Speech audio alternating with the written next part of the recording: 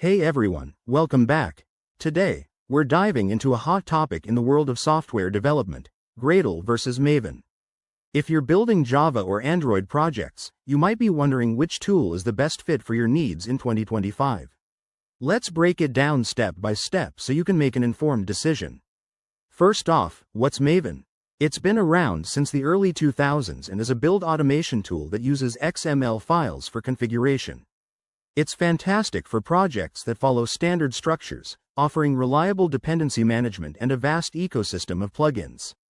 Maven shines in enterprise environments where consistency is key. On the other hand, Gradle is the newer kid on the block, gaining massive popularity for its modern approach.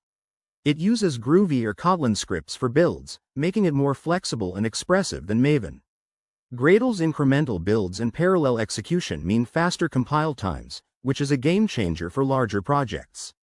Now, let's compare them directly. One big difference is in configuration. Maven relies on rigid XML, which can feel verbose, while Gradle's domain-specific language is more intuitive and customizable. In terms of performance, Gradle often edges out Maven with quicker builds and better resource handling. However, Maven has a slight advantage in its mature plugin ecosystem and easier setup for beginners. Pros of Maven include its stability, widespread adoption, and straightforward documentation. But it can be slower for complex tasks and less adaptable.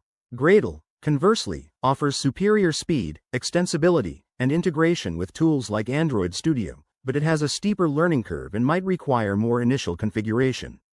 So, which one should you choose in 2025? If you're working on a traditional Java project with established workflows, stick with Maven. For innovative, large-scale apps, especially in mobile development, Gradle is probably your best bet.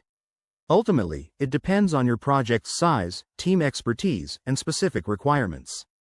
Thanks for watching. If you found this helpful, hit that like button, subscribe for more tech comparisons, and drop your thoughts in the comments. What's your go-to build tool? Let's discuss. Word count: 348.